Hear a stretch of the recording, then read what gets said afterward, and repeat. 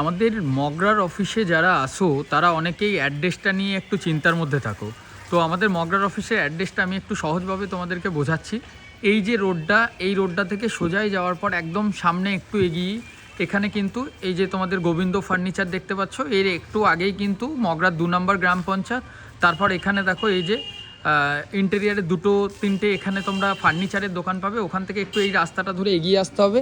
এই রাস্তাটা ধরে এগিয়ে আসার পর একদম এখানে এই যে অন্বেষা বুটিক বলে একটা দোকান পাবে। আর দেখো একটা বট গাছ, এই বট গাছটাকে দেখে রাখো। এই বট গাছটা থেকে জাস্ট একটু তোমরা নিচের দিকে নামবে, এখানে দেখবে এই দেখো জয়গুরু ব্যাটারি সেন্টার। এই যে জয়গুরু ব্যাটারি সেন্টারটা দেখতে পাচ্ছ, এই জয়গুরু ব্যাটারি সেন্টারটার একদম সামনে এখান থেকে এই নিচেটা দিয়ে তোমাদেরকে নেমে যেতে হবে। তো এখানে নেমেই একটা দরজা আছে। আপাতত এখানটাতেই আমাদের কিন্তু যে মগরার অফিসের অ্যাড্রেস, এটা কিন্তু আমাদের এখানে থাকছে। তো যারা আমাদের বর্ধমানে আসো, বর্ধমানের অ্যাড্রেসটা তো তোমরা সবাই চিনে গিয়েছো, কিন্তু মগরাটা একটু আননোন।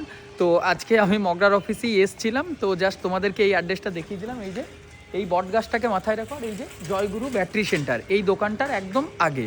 তো এরপর যারা মগরায় আসবে, আশা করছি এই ভিডিওটা দেখে নিলে খুব একটা অসুবিধা হবে না। মগরার অফিসটা বেসিক্যালি তোমরা যদি ওই মগরা স্টেশনে নামো, মগরা স্টেশনে নামার পর ওখান থেকে যে কোনো টোটোতে আসলে বলবে যে এডুকেয়ার স্কিল একাডেমি, এখানে ম্যাপসেও পেয়ে যাবে। জাস্ট এখানে এসে, ঠিক আছে, এই বিল্ডিংটা, এই যে বিল্ডিংটা দেখতে পাচ্ছ, এই অন্বেষা বুটিক, এই সিঁড়িটা দিয়ে নিচেতে নেমে যাবে। এটা হচ্ছে আমাদের এখানকার অফিসটা।